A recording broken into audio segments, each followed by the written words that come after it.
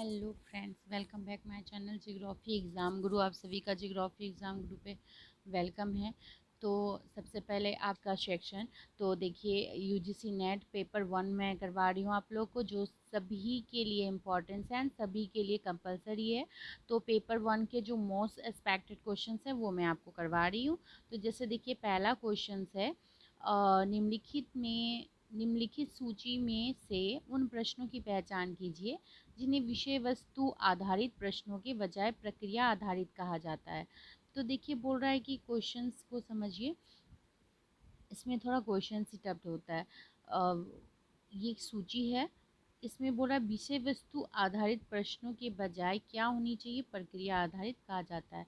तो कौन सा है? अभिसारी प्रश्न है, अपसारी है, तथ्य आधारित प्रश्न है, अवधारणा आधारित प्रश्न है, अनावृत प्रश्न है या आवृत प्रश्न है। अब यहाँ पे विकल्प दिया हुआ है, ठीक है।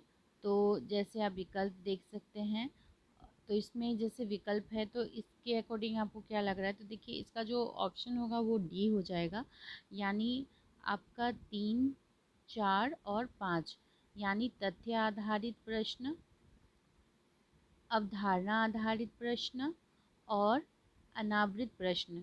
तथ्य तथ्य आधारित, अवधारणा आधारित प्रश्न और अनावृत प्रश्न, ये तीनों प्रश्न जो है, यानी ये तीनों हो जाएगा आपका आंसर। ये तीनों क्या है? विषय वस्तु आधारित प्रश्न नहीं है, बल्कि क्या है? प्रक्रिया आधारित कहा जाता है इनको। नेक्स्ट क्वेश्चन है, प्रदत्त संकलन के दौरान दो बिंदुओं के बीच उत्तरदाताओं की अभिवृत्तियों में परिवर्तन को कहा जाता है। तो बताइए क्या कहा जाता है? Just minute friends. तो इसका आंसर क्या हो जाएगा? प्रतिक्रियात्मक प्रभाव, परिपक्वता प्रभाव, प्रतिगमन प्रभाव या अनुकूलन प्रभाव। तो इसका जो आंसर हो जाएगा, ये हो जाएगा आपका सी, यानी प्रतिगमन प्रभाव। प्रदत्त संकलन के दौरान दो बिंदुओं के बीच उत्तरदाताओं की अभिवृत्तियों में परिवर्तन को प्रतिगमन प्रभाव कहा जाता है। नेक्स्ट क्वेश्चन है, निम्नलिखित में से कौन सा अधिगम निष्पादन परीक्षण का एक उदाहरण है? निष्पादन परीक्षण का कौन सा उदाहरण है? व्यक्तित्व परीक्षण, प्रक्षेपी व्यक्तित्व परीक्षण, अभिक्षमता परीक्षण या रुचि और अभिवृत्ति मापनी। तो देखिए, जो क्वेश्चन 3 है, इसका जो आंसर होगा ये होगा सी, अभिक्षमता परीक्षण। अभिक्षमता परीक्षण जो है अधिकतम निष्पादन परीक्षण का एक उदाहरण है। किसका? अभिक्षमता परीक्षण अधिकतम निष्पादन परीक्षण का। नेक्स्ट क्वेश्चन है 4 नंबर, निम्नलिखित में से परीक्षण के किस प्रकार में एक विद्यार्थी के दूसरे विद्यार्थी के कार्य निष्पादन के साथ परस्पर तुलना की जाती है? निष्कर्ष संदर्भित परीक्षण में, नैदानिक में, संकलनात्मक में या मानक संदर्भित परीक्षण में। तो देखिए, इसका जो आंसर होगा वो होगा डी, यानी जो मानक संदर्भित परीक्षण है। तो मानक संदर्भित परीक्षण में एक विद्यार्थी का दूसरे विद्यार्थी के कार्य के निष्पादन के साथ क्या की जाती है? तुलना की जाती है मानक संदर्भ परीक्षण में। नेक्स्ट क्वेश्चन है 5, निम्नलिखित सूची में उन प्रतिचयन विधियों की पहचान कीजिए जिन्हें असंभाव्यता प्रतिचयन पद्धति कहा जाता है। तो देखिए, असंभाव्यता, एक संभाव्यता होता है, दूसरा असंभाव्यता होता है। तो असंभाव्यता प्रतिचयन जो है, किसको इसमें कौन कौन सा आएगा?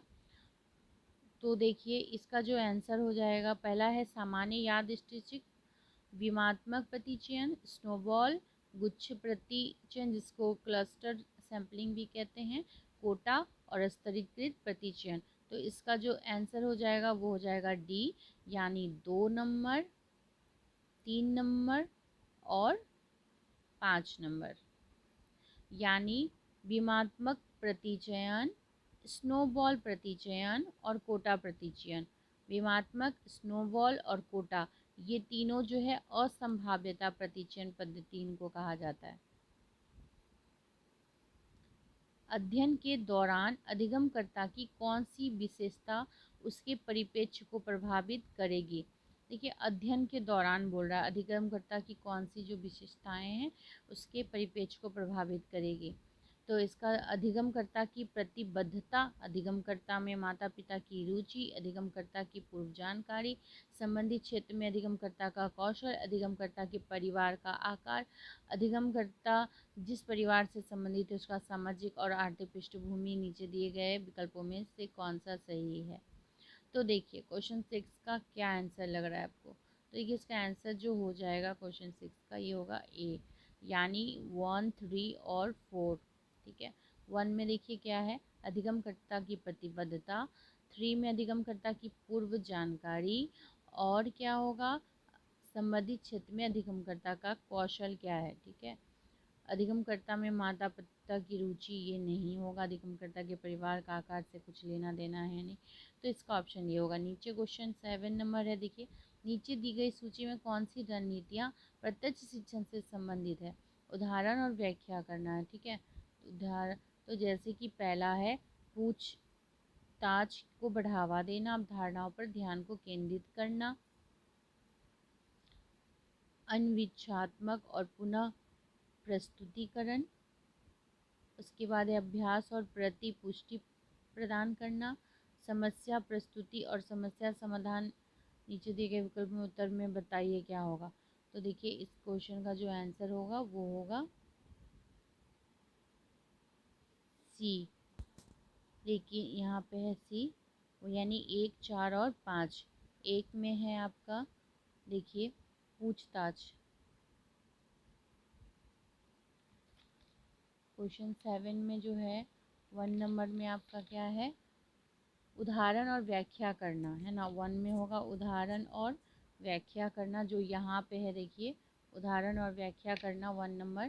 ठीक है, उसके बाद आपका जो क्वेश्चन है 4 नंबर, अन्विचनात्मकता और पुनः प्रस्तुतिकरण। ठीक है, देन हो जाएगा समस्या प्रस्तुति और समस्या समाधान, समस्या की प्रस्तुति और समस्या समाधान, यानी उदाहरण और व्याख्या करना, अन्विचनात्मकता और पुनः प्रस्तुतिकरण, समस्या प्रस्तुति और समस्या समाधान, ये तीनों हो जाएगा। ठीक, नेक्स्ट क्वेश्चन है, वह अवधारणात्मक रूपरेखा जिसमें शोध आयोजित किया जाता है कहलाती है। तो जिसमें शोध आयोजित किया जाएगा वो क्या कहलाएगा। तो देखिए इसका जो आंसर होगा वो होगा बी, शोध अभिकल्प। वह अवधारणात्मक रूपरेखा जिसमें शोध आयोजित किया जाता है वह शोध अभिकल्प कहलाता है। क्या कहलाता है, शोध अभिकल्प। नेक्स्ट है, सहसंबंध विश्लेषण की मुख्य विशेषता क्या प्राप्त करना है। तो देखिए जो सहसंबंध है इसको बोल रहा है क्या प्राप्त करना है।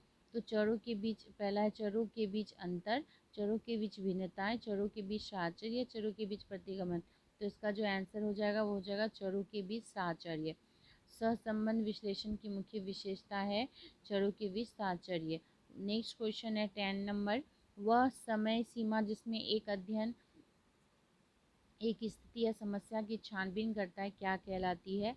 तो देखिए इसका जो आंसर हो जाएगा ये आपका हो जाएगा ए नंबर, यानी संदर्भ अवधि। वह समय सीमा जिसमें एक अध्ययन एक स्थिति या समस्या की छानबीन करता है वह संदर्भ अवधि कहलाता है। ठीक है, आयु, अनुदैर्ध्य और विगत काल है, ये नहीं होगा।